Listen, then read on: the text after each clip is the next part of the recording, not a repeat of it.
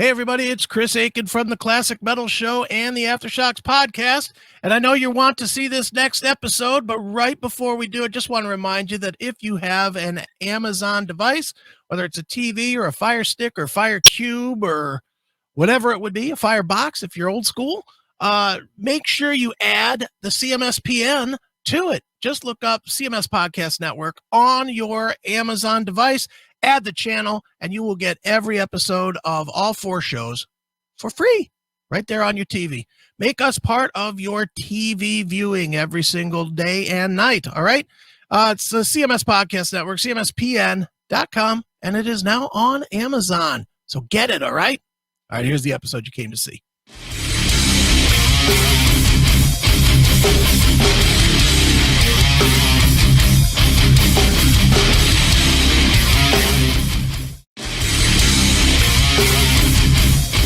All right, guys, welcome to Talk Toomey. This is episode 276 here on the CMS Podcast Network. That is cmspn.com. And with us today, one of the most amazing vocalists of metal today, Aaron Pauley of Mice and Men. Aaron, how are you today? I'm doing well. Thank you for the compliment. It's a high honor.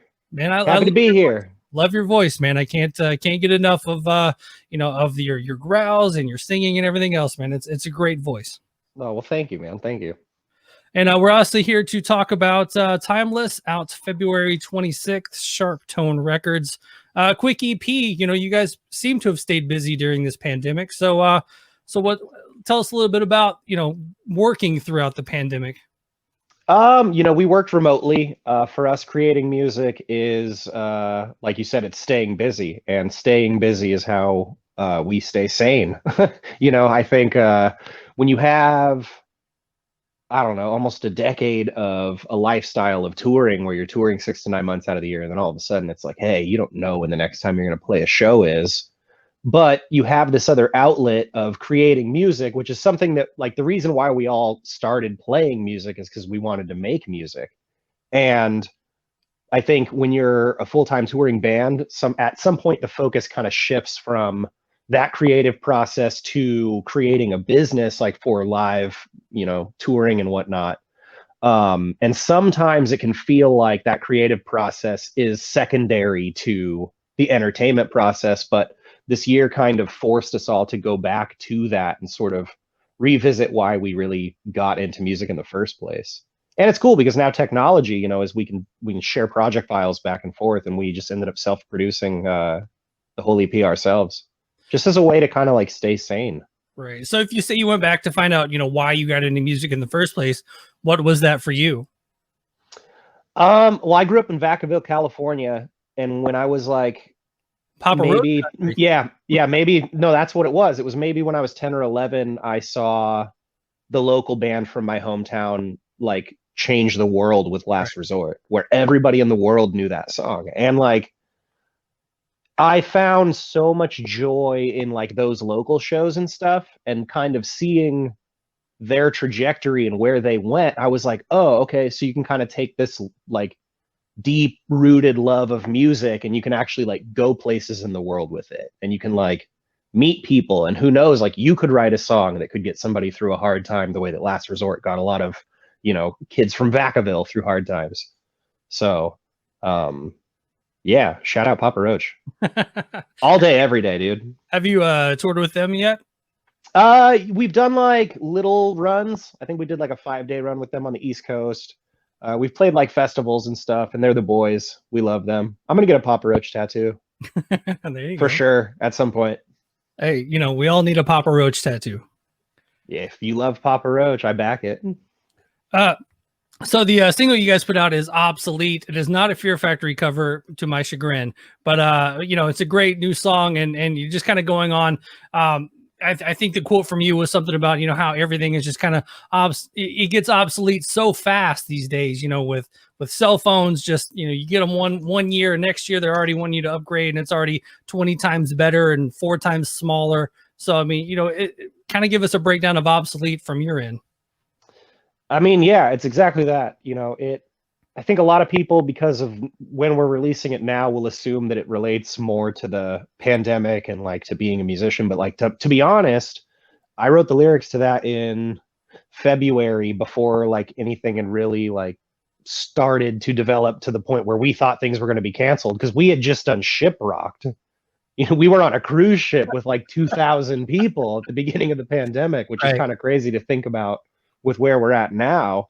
But there wasn't that foresight. It was just more feelings of, I think, as you get older, you just become more aware of things like that. When you're young, you don't really notice things updating and becoming obsolete, or the pace at which they do, or the patterns at which they do. And once you get older, you kind of start to recognize that, and you start to kind of wonder, you know, at times. For me, it's when I'm not busy. You know, being busy is a good thing. So when I'm not busy, I sit and think like, damn, like, am I hosed now? I don't, you know, I don't know. And I think that those feelings, you know, were just amplified by the pandemic. But by that point, having kind of written that song, and we, you know, we make, it's a cliche that like musicians write music because it's therapeutic, but it's kind of true. Like by that point, I felt like I'd already worked through those feelings. So when lockdown started, we all were just like, okay, well, we already all live kind of separate now compared to where we lived a couple of years ago. But we all just decided, we're like, let's not stop making music. If we can't tour, you know, our career is a conversation with our fans, you know, through the form of shows and through the form of music. And if we lose out on the shows, well, let's just work to give our fans music. So, you know, we spent a lot of 2020 working on new music and just kind of preparing for 2021. It's funny you talking about how everything kind of becomes obsolete over time, and progressing and finding new ways to do things during the pandemic. And, you know, even before we started recording, you're like, last time we did this, it was audio only. Now we're doing video. It's like, you got everything that kind of keeps moving forward. Oh yeah. And, you know, with even with your band and Jamie's Elsewhere and everything else before that, I'm assuming, you know, you went to a studio and there might even have been tape. You know, now you're like, let me bust open the laptop, let me, you know, drop a bass line and email it to my, you know, to a friend. I mixed and mastered Obsolete on a 2012 MacBook Pro. Insane. Like, it's, the technology's out there. I've been telling people, you know, when I'm doing interviews, they're like, what would you want to tell fans like about how you made the record? I was like, honestly, we did it with Logic and about $500 worth of plugins that I bought that I've used with Waves. And we did it on a 2012 MacBook Pro by sending files and people's little Focusrites and things. Like, we just, you can, if you're willing to kind of put in the time to learn the software and really just focus like more on what your ears are hearing than like what you're seeing and tweaking with, like, it's possible. And it's really cool because like you said, 10 years ago, that wasn't the case. You know, when I was in Jamie's Elsewhere, I used to produce local bands. Like, I used to have a home studio and would, like, for like $100 or $150 a day, like, would produce local bands because I enjoyed it. It was like a little side hustle, but like, I didn't charge like anything competitively, you know, it was just for fun.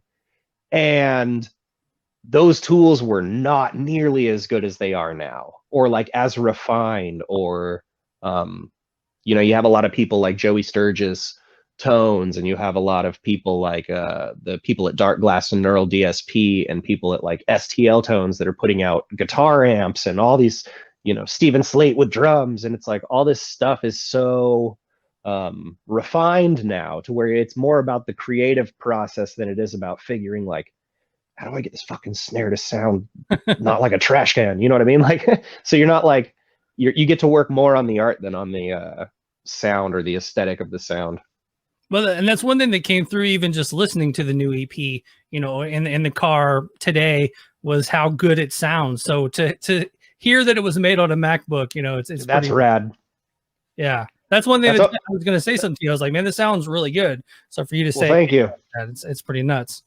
Yeah, that's like, I almost take that as like a bigger compliment. Like when the song first came out and I was like trolling comment sections, like looking for like somebody just saying like, oh, this master sounds like shit, or what's up with this mix? And like, I didn't see any of that. And I was like, yeah, I don't care if they hate the song, they think it sounds good.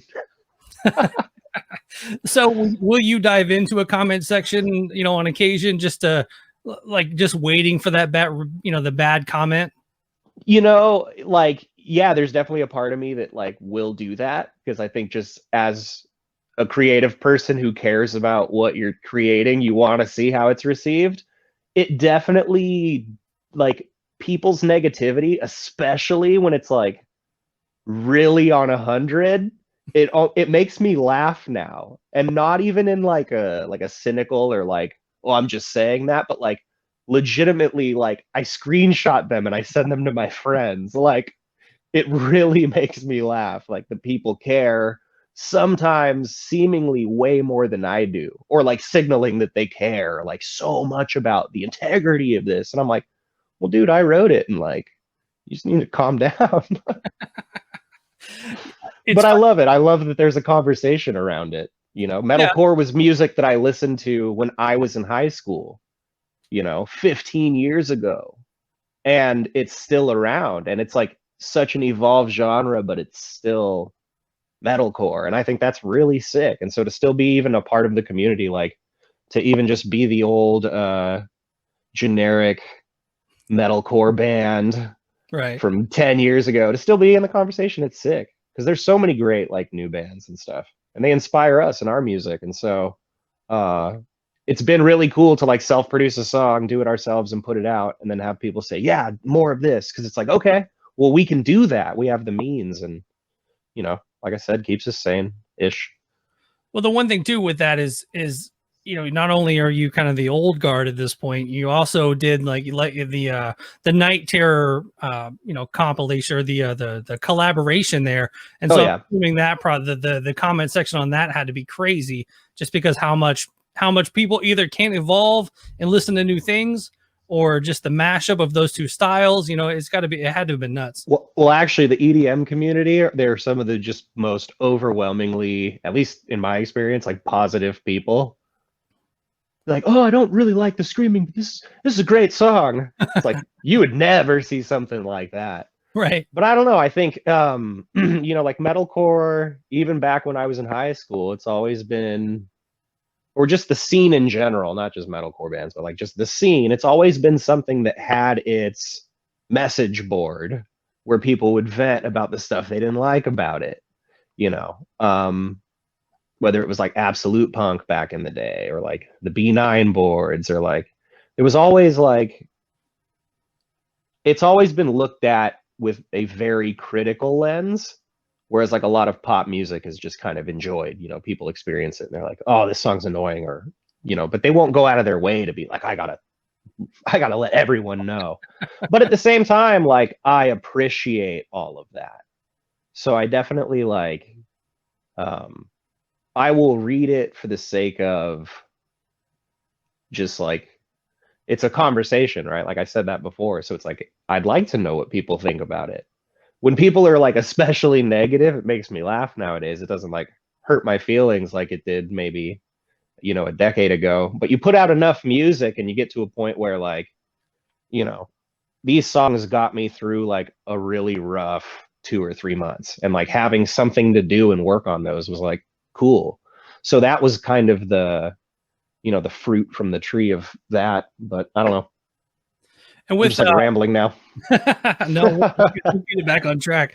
One thing, over the last tours of Mice and Men, you've put the bass down, you let someone else do it, and you kind of became more of a front man. Is that something you're going to continue to do? Is that something on these new songs? Did you play bass on the new songs? I played bass on a couple of them. The guys played bass on a couple of them. I don't know. I think I would probably still, I'd like to keep fronting. I like the interactivity. But I don't even know when touring is going to be touring. So, well, I mean, just from watching videos today, I'm watching, older videos with, where you almost have to stay stationary, to newer videos to where you could kind of work the crowd a little bit more. Yeah. And as a bass player myself, I was kind of sad to say, probably just need to be a front man. All right. Well, for you. There we go. Thank you. And if anybody has any issues with that, they can take it up with you. Just email him. Hey, just as long as they click like on this video or leave a comment, we'll be good, right? Hit subscribe. There you go. You can complain to me about that. But, it's funny because just throughout the videos and everything else, watching you play bass, I can tell you enjoy the instrument. It's not just like I picked up a bass because there was no bass player in the band. It's like, you feel like you truly enjoy the instrument. Oh, 100%. I think there's something about, and especially Tino, I have an amazing drummer in my band. Like, playing bass with him was awesome because we would just lock it down. And when you're playing on a big stage and you got the subs under your feet and you're locked, like, there's something, you know, your brain operates because of frequency, right? Like, it's neurons, it's energy. And like, science has shown that frequencies can impact like your brain and the way you perceive things. And there's something about being locked in with like a shit ton of bass under your feet. It's awesome. And, you know, at the same time, it's a totally different sort of role. I think when you're playing an instrument and being a front person, you have to be very, very present in the moment, and you have to be very present and commanding with the crowd. And it's a very different energy than when you're just singing, because I don't have to always be present. I can completely lose myself for 20 seconds on stage and not really be aware of anything. And as long as I'm singing, you know what I mean? And that to me, a lot of the times is secondary to just like feeling the moment of the song. So it's like a very different kind of role. You know what I mean? Yeah. The other fun part, both are enjoyable in their own way, though. Oh yeah. The other fun part of watching today, just kind of going through like a chronological, but it's all out of order on YouTube. So it's like, if your hair is here, then it's this era of the band, and it just kind of continues. Yeah, longer. It's like the rings of a tree. Yeah, pretty nuts, man. At some point, I'll just cut it short, and everyone will just hate it. Throw everybody off. Yeah. Shave my head.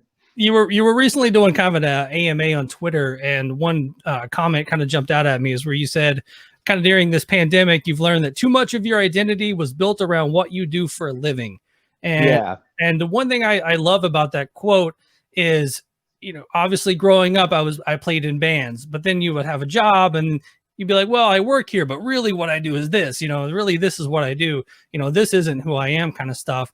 And kind of just I wanted to talk to you a little bit more about that side of it, because it's such a huge thing to, especially for you, because you've been doing it for so long, to just kind of all of a sudden stop and not have a tour to go on and not have, you know, this and that to go out and do. So you've kind of had to become, you know, Aaron Pauley, the stay-at-home, you know, man, I guess.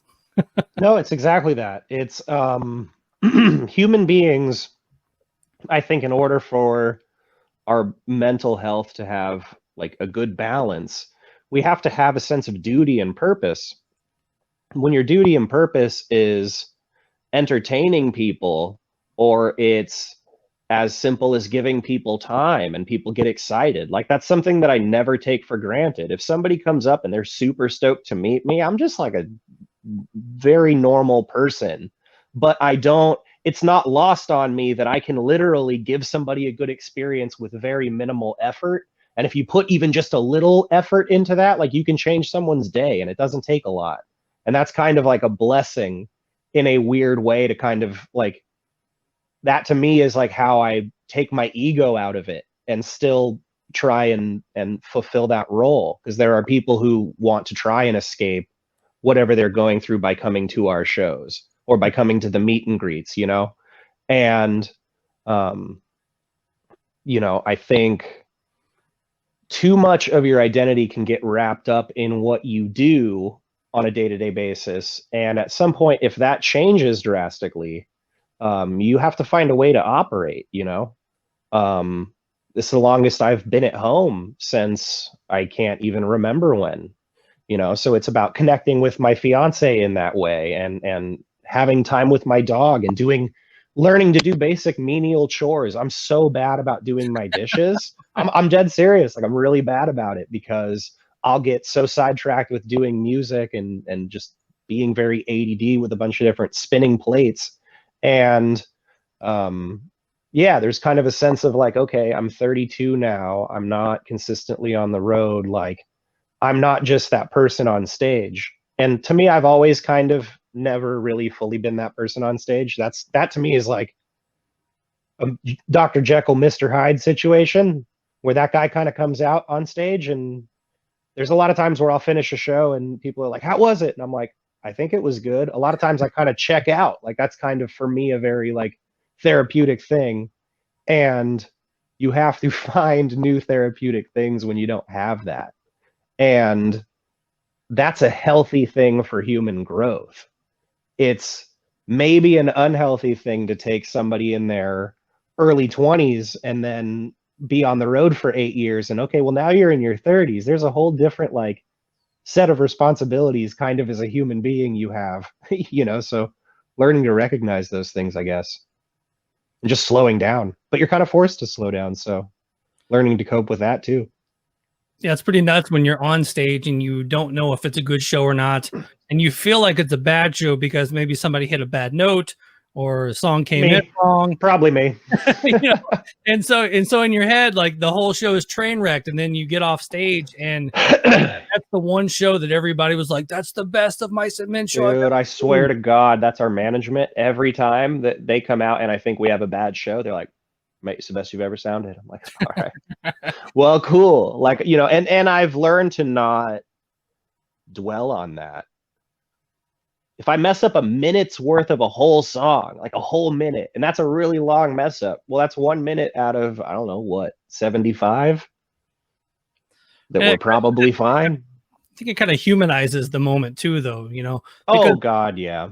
Because I still can right now remember when I was 15 seeing Pantera live, and Dimebag was playing Becoming, and it was, you know, the dun dun wah dun dun dun, but on one of the wahs, he didn't hit it right, so it was like dun dun wah dun dun, and so I still remember that to this day, and it's not like I look any less on Dimebag's playing. No, and it makes all the incredible moments even more incredible because you're like, wow, that was actually real. I think Foo Fighters is great with that. If somebody breaks a string or something happens, or just extending a bar of the bridge out for like 5 minutes while Dave runs around. So having the studio capabilities at home, is that what makes you? I did notice you pop up on a lot of other people's songs, like, you know, it's like featuring, you know, featuring Aaron Pauley. So is that, you know, people come to you and say, hey, can you throw down a vocal on this, and you do it at home, or how does that work over the years? It depends. Sometimes it's nice to like go somewhere and just track a vocal. Like when I did the, like you were mentioning, the Keizo song with Keizo and Yultron, me and Tino actually went up to LA and tracked that at their studio. I did a guest vocal for an Italian band called Aline. I did that here. I did all the vocals for the Jamie stuff here and for the New of Mice here. The Night Terror stuff, I actually went to Elliot's house where he's got the massive mega ramp. I hit a 720, but nobody got any video or photos of it. Didn't happen. It was massive. It was like a 10 out of 10. Right. The other you know, collaboration vocal I saw was a bunch of Five Finger Death Punch stuff popping up. You know, you going out nightly and doing Ain't My Last Dance. How was that, you know, kind of going into that world? And back to the comment section thing, you know, how did Of Mice and Men fans obviously take you guys doing a Five Finger Death Punch run, and then also you kind of going out and singing with those guys? And let me preface that by saying I'm friends with Chris. And I'm good. I'm good with Five Finger. Like, yeah, no, it was insane. Like when you're talking about Five Finger Death Punch in arenas in Europe, like it's very well suited for that crowd. Ivan had asked me to come up and do it about like halfway through the tour, and it was just a fun thing to do every night. It's a really kind of cool thing too, because it adds an extra layer of camaraderie like between the bands on the tour, because it's like, you know, everyone's kind of a tour eventually, you know, tours on the back end, they feel like traveling circuses where it's like, all right, pack the tent up, boys, like we're going to the next town. And it's like everyone has their act, and it takes every act to make the show work. And it's kind of cool when you can like collaborate. But yeah, you know, it's like I didn't see any negativity from our fans. Typically when I'm on tour, I don't have time or like energy to look at anything. I'll like pull up a YouTube video and I'll put it to my ear just to like see if I hit a bad note somewhere or something. I'm like, okay, it's fine. It sounds fine. They don't hear most of the weird squeaky stuff anyway. I think that's mostly from wearing in-ears. It makes you really self-conscious. You hear 100% of yourself in a very isolated room. Right. And when we play live, I don't play using crowd mics, so it is like playing in a box. But I prefer that because that's me time, you know.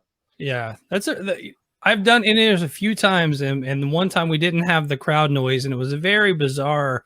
You know, you see everybody like clapping, and you hear nothing, and it's well. That's another cool reason not playing bass is having that to then say, oh, you know, I point my mic out and then I can hear the crowd. Right. But like, you know, in between songs, I'm not hearing someone in the first row talking shit, like right in front of the crowd mic at the festival. You killed metalcore.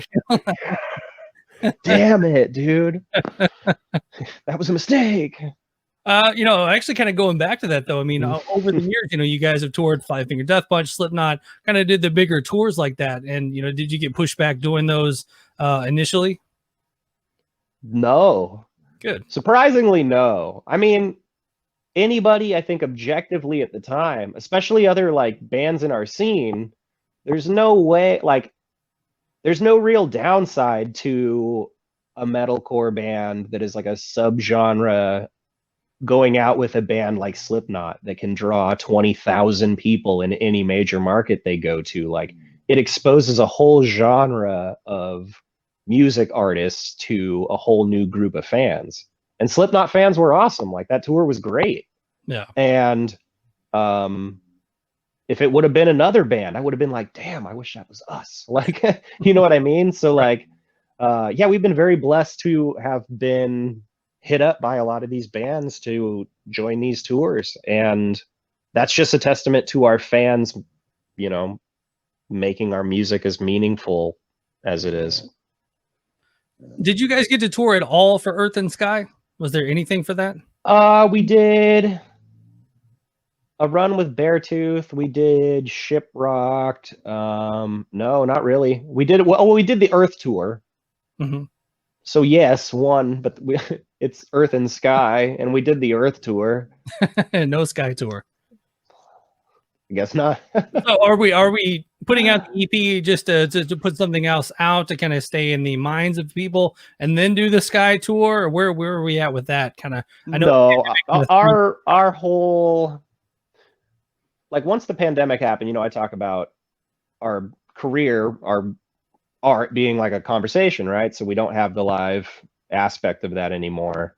We're just going to create music. We kind of, if you're like a foodie at all or into going to restaurants, you know, the term farm to table, we wanted to kind of, and that was part of the reason why we switched to Sharptone, was we wanted to be a bit more farm to table with our music. You know, when we are writing songs, when I'm writing lyrics, I'm a lot of times I'm reflecting what I'm going through, or I'm reflecting what I'm seeing around. It's kind of like your job as a songwriter is a bit supposed to be like a reporter, you know, observe and report, observe, interpret, report. And like, I don't know. I think it's just, I forgot where I was going with that. Just trying to figure out if you. I got caught up in how I said observe and report, and I have like social anxiety, so sometimes I'll say something really weird, and I'm like, oh, oops. Well, just the fact, you know, getting out to do a Sky tour. Are we just moving on? No, we're going to create music and drop it as soon as we can, within reason. So doing the, you know, Night Terror stuff and kind of releasing, you know, like Mushroom Cloud here and there, and then the EP. I mean, are you guys continuing forward? Are you going to do more EP type stuff, drop a single here and there, or you like the full length album stuff? The plan is just to keep releasing new music all year. It's cool to release albums, but I think at the same time, like, the way that people consume everything is kind of more of an on-demand basis, and we have found that sometimes a lot of the songs that are really meaningful to us never really get their time in the sun because the singles take precedent, and then the album's out, and then you got to go on tour and work on something else. And it's like a lot of stuff kind of goes by the wayside. Whereas, you know, we, and anybody can disagree. I don't know if you can hear my dog snoring right next to me. I was like, what the hell is that sound? It's my dog snoring. But, you know, like we spend a lot of time creating music that's relevant to us and want to be able to share that with our fans and keep a conversation that's, you know, instead of like, okay, we're going to make this whole album, then we're going to wait 6 months before we drop the first single. And by the time the album's out, those songs are a year old. That conversation, those feelings, a lot of that's a year old. And I think that there's something that can be seen in like the SoundCloud rap generation, you know, like the way that the youth consume music is everything's more on demand. And it's not just for the sake of like, oh, I need it now, but it's just current, you know. Right. I can text anybody I want to talk to and have a conversation. I can have multiple conversations at the same time. I think maybe the album model is a bit antiquated, and so for us, we just wanted to try something different, and Sharptone was the perfect home for us to do that. I think sadly, a lot of times when I hear new music now, it just makes me want to go back and listen to that person's catalog. You know, like here's a new Megadeth track, and I'm like, all right, yeah, you know, I don't want to go back and listen to Rest in Peace. You know, it's almost like it just reminds me of how great they are and were. So you almost want to go back and listen to stuff. Yeah, well, I mean, I think like it's the difference between Netflix dropping an entire series at one time versus a show you really like that you got to wait every week for. And I think that, you know, for us, we just make a lot of music and we just want to put it out. So, well, it's also kind of cool because, you know, it's 3 songs at a time or 4 songs at a time, and it's you kind of get to create these little more myopic projects where it's like, okay, this is kind of the sonic focus or sonic like songwriting focus. I don't know, it's just fun. It's kind of a fun way to make music when you're, you know, post 6 albums. Well, it's kind of like the difference between. Damn, we're old, dude. Yeah, I just hit 41, so I know. You look great for 41. Well, thank you very much. The you know, the Mandalorian coming out, well, you know, once a week. You know, you have a week to talk about the episode that just came out, and it kind of builds up to next week to where, you know, Netflix will drop an entire series all at once. And so if you did that with the Mandalorian, everyone would watch it, you know, binge it real quick, and then be, well, that was great. Now what? You know, like, when are we going to do something new? So I think that the novelty of dropping the entire season at once was great, but it's also great to get an episode a week too.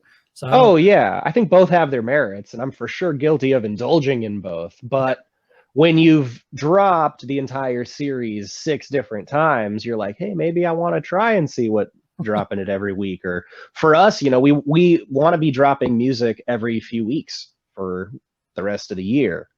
So however that looks, however that breaks down into EPs and single art and all that, you know, that'll be determined. But, you know, doing music is how we stay sane. And you're enjoying Sharptone Records is what you keep alluding to? Oh yeah, absolutely. You know, they've been hugely supportive, and not just like wanting to try different things, but in helping us facilitate trying different things. Because it's one thing to say like, yeah, we're going to give you a wide berth to be creative in how you want to release music, versus like, we're going to give you a wide berth, and like, if we believe in it, we're going to back it. It's like, you know, it's a really good feeling. So especially in times like these, you know. And as we kind of wrap it up, the one other thing you tweeted about was you say some days you'll take your phone out of the case for an entire day. And it's still out, dude. I never put it back in. I've got anxiety just reading that. So, dude, most of my apartment's carpeted. To be honest with you, okay, so I had like one of those like clear polymer cases, and it's old, and so I took it off, and it's really like dingy and yellow, and I set it down somewhere, probably near my computer, and I was just like, just seeing how dingy it was, I was like, I don't want to put that back on. You gotta order a new one. Because they just kind of turn yellowish over time. So have you been wearing out you know, DoorDash and Grubhub and Amazon Prime? Postmates and Amazon Prime, definitely. But I do go to the grocery store, mask up, and go get my groceries. How is California at this point? I believe it's are they're I feel like I've read that they're starting to lift a little of the restrictions and let you guys out a little bit more, a little free range, Aaron Pauley. Yeah, I live in Huntington Beach, and they have been like horrible about enforcing it. And they had a lot of like the anti-mask rallies and stuff, which is I don't really comport with any of that. So I mean, it's fine in here, you know. Right. But I mean, you know, as far as yeah, I mean, I couldn't tell you, and I wouldn't want to give out wrong statistics, so I'll say go to the CDC website. There you go. CDC.org. We'll put that in the show notes, right? Yeah, there you go. Well, great, man. Well, like we said, Of Mice and Men, Timeless, out February 26th. Sharp Tone Records. Aaron Pauley, it's always great chat with you, man. Hey, thank you so much, and thanks for bearing with me and allowing me to get dressed for this interview. Maybe we might have got better ratings had you been naked. Maybe, or worse. We'll never know. I guess we'll never. Arguably. We'll save it. Hey, we'll save it for the next EP. All right, man. Well, we'll talk soon. All right, brother. You have a good one, okay? You too. And thank you for checking out another episode of Talk to Me here on the CMS Podcast Network. That is cmspn.com. Make sure to head over to the website, learn how you can rate, review, subscribe to the show. And if you enjoyed the show, make sure to let your friends know. Share this episode on your Facebook, Twitter, or however you share your episodes. And once again, for the Talk to Me podcast, I am Joshua Toomey, and I will talk to you soon.